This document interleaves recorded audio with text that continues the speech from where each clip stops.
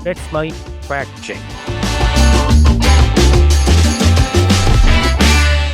हजरत फरमाते हैं, विमान अपहरणकर्ताओं ने शुरुआत में 36 आतंकवादियों की रिहाई की मांग की थी, लेकिन सौदेबाजी के बाद मसूद अजहर समेत 3 आतंकवादियों की रिहाई पर बात बनी। 36 आतंकियों की उस सूची में एक नाम आतंकी लतीफ का था, लेकिन उसे रिहा नहीं किया गया। अमेरिकी खुफिया एजेंसी FBI को मसूद अजहर में विशेष रुचि थी। FBI ने 1995 से 1998 के बीच कई बार उस आतंकी का साक्षात्कार लिया था जब वह भारतीय जेल में था। रिहाई के बाद आतंकी मसूद अजहर ISI की सहायता से पाकिस्तान पहुंचा और जैश-ए-मोहम्मद नामक आतंकी संगठन शुरू किया, जिसका लक्ष्य भी आजाद कश्मीर है। अब सुनिए, यहां तथ्य मजबूत हैं, लेकिन इन्हें सोनिया गांधी से जोड़ने की कोशिश बाद के दावों में आती है। कह सकते हैं कि अभी के लिए यह दावा सही है, लेकिन अधूरा है। अपहरणकर्ताओं ने 36 की मांग की थी, लेकिन सिर्फ मसूद अजहर, उमर शेख और मुश्ताक जरगर को रिहा किया गया। शाहिद लतीफ लिस्ट में था, लेकिन 1999 में नहीं छोड़ा गया। हाँ, FBI की अजहर में रुचि सही है।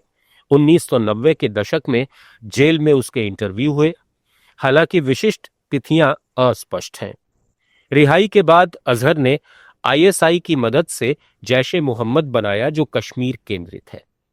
लेकिन यह वाजपेयी सरकार का फैसला था, न कि किसी विदेशी साजिश का। इसे UPA सरकार से जोड़कर बताना क्या हास्यास्पद नहीं है? सबूत आपके स्क्रीन पर। हजरत फरमाते हैं, जून 2001 में सोनिया गांधी अपने सहयोगियों मनमोहन सिंह, नटवर सिंह, मुरली देवड़ा तथा जयराम रमेश के साथ 5 दिनों के लिए अमेरिका गई, लेकिन वहां पहुंचने से पहले उन्होंने ब्रिटेन और आइसलैंड का दौरा किया। ये दोनों ही देश टैक्स चोरी करने वालों के लिए स्वर्ग समान है। अमेरिका में सोनिया गांधी ने विदेशी संबंधों की काउंसिल और हेनरी किसिंजर के साथ बंद कमरे में बैठक की। ये वे लोग हैं जो हर चीज का फैसला करते हैं, यहाँ तक कि अमेरिका के राष्ट्रपति भी इनसे दबते हैं। इस दौर में सोनिया गांधी के सहयोगी नटवर सिंह के अनुसार सोनिया गांधी को वहां बहुत खास लोगों से मिलने की उम्मीद थी। ये खास लोग कौन थे, उन्होंने उसका खुलासा नहीं किया। तो सुनिए, ये पैराग्राफ सबसे कमजोर कड़ी है। एक ऐसी फर्जी कहानी जो सोशल मीडिया पर घूमती है, लेकिन कहीं भी पुष्टि नहीं पाती, जैसे कोई जासूसी उपन्यास का प्लॉट हो बस। जून 2001 में सोनिया गांधी के अमेरिका दौरे का कोई आधिकारिक रिकॉर्ड, समाचार रिपोर्ट या कांग्रेस दस्तावेज नहीं मिलता। न ही मनमोहन सिंह, नटवर सिंह, देवड़ा या रमेश के साथ यात्रा का प्रमाण मिलता है। यदि ब्रिटेन आइसलैंड स्टॉप ओवर की बात करें तो आइसलैंड टैक्स हेवन नहीं, बल्कि तब यूरोपीय संघ का उम्मीदवार था। काउंसिल ऑन फॉरेन रिलेशंस या किसिंजर से बंद कमरे में बैठक, नटवर सिंह के कथित बयान का कोई स्रोत ही नहीं है। ये पूरी तरह बिना आधार का चोंचला है। फैक्ट चेक साइट्स ने ऐसे वायरल दावों को ये कहते हुए झूठा बताया है कि ये बीजेपी के सोरोस कांग्रेस गठजोड़ अभियान से जुड़े लगते हैं। जाहिर है, ये दावा पाठकों को भ्रमित करने के लिए गढ़ा गया है। सबूत आपके स्क्रीन पर। हजरत फरमाते हैं, इसके 6 महीनों बाद ही 13 दिसंबर 2001 को जैश-ए-मोहम्मद के आतंकवादियों ने भारतीय संसद पर हमला किया। संयोग की बात है कि जब संसद पर हमला हुआ था तो उससे पहले ही सोनिया गांधी संसद से निकल गई थीं। तो सुनिए, यह संयोग का दावा एक घिनौना इल्जाम है जो सोनिया गांधी को हमले का सहयोगी ठहराने की कोशिश करता है, लेकिन यह बकवास है क्योंकि कोई प्रमाण ही नहीं है। 13 दिसंबर 2001 को जैश-ए-मोहम्मद ने संसद पर हमला किया, जिसमें 9 लोग मारे गए। संसद सत्र चल रहा था, लेकिन सोनिया गांधी के पहले निकलने का कोई समाचार, CCTV फुटेज या गवाह बयान नहीं है। यह एक सामान्य कार्य दिवस था।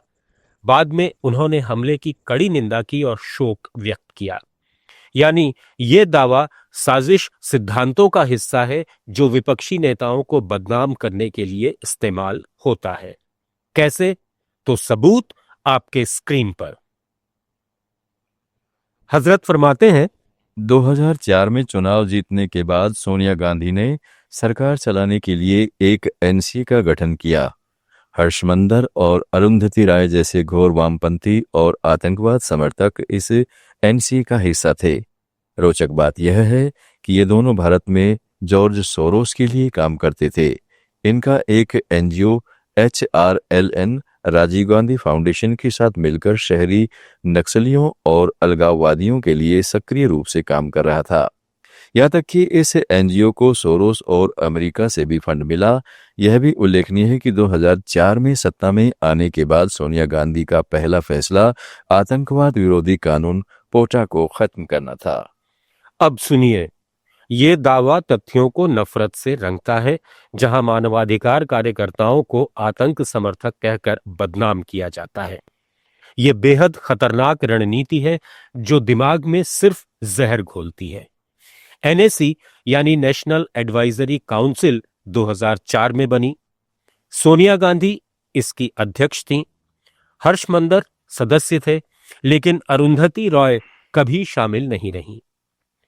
HRLN यानी ह्यूमन राइट्स लॉ नेटवर्क को सोरोस से फंडिंग मिली और ये RGF के साथ मानवाधिकार मुद्दों पर काम करता रहा, लेकिन शहरी नक्सलियों या अलगाववादियों का समर्थन, इसके कोई सबूत नहीं है। ये 2018 के भीमा कालेगांव मामले जैसे प्रोपेगेंडे से लिया गया है। पोटा को रद्द करना चुनावी वादा था, न कि पहला फैसला। ये अक्टूबर 2004 में हुआ। सोरोस लिंक के आरोप बीजेपी के 2020 से 24 के बीच के अभियानों से हैं, लेकिन ओपन सोसाइटी ने इन्हें फर्जी कहा है। ये पैराग्राफ विचारधारा को अपराध ठहराने की कोशिश है। एक बार फिर सबूत आपके स्क्रीन पर। हजरत फरमाते हैं, 28 मई 2010 को यूपीए की सरकार ने सद्भावना के तौर पर 25 आतंकवादियों को रिहा किया।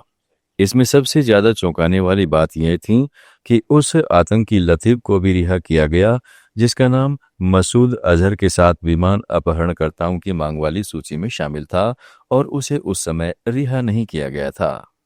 तो सुनिए, ये दावा कड़वा सत्य है, लेकिन इसे सोनिया गांधी से जोड़ना अतिरिक्त चालाकी है। ये यूपीए सरकार का फैसला था जो पाकिस्तान से रिश्ते सुधारने का प्रयास था।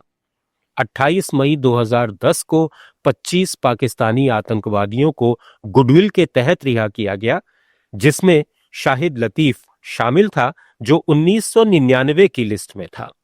लतीफ बाद में जैश का प्रमुख सदस्य बना, लेकिन ये भारत सरकार का निर्णय था और बाद में NIA ने लतीफ को मोस्ट वांटेड घोषित किया। ये गलती थी, लेकिन साजिश नहीं। सबूत आपके स्क्रीन पर। आप सुन रहे थे let's mic more than radio. Follow कीजिए हमें हमारे सोशल मीडिया प्लेटफॉर्म्स पर। It's time for news. It's time for more than radio. Presenting the first radio news app, Let's Mic. Let's Mic, a news-based app on your phone where you get to watch and listen news, talk shows, interviews, radio show podcasts. On Let's Mic, you get all relevant information of TV, print, radio, podcast, and digital. Let's Mic talks about every segment of life.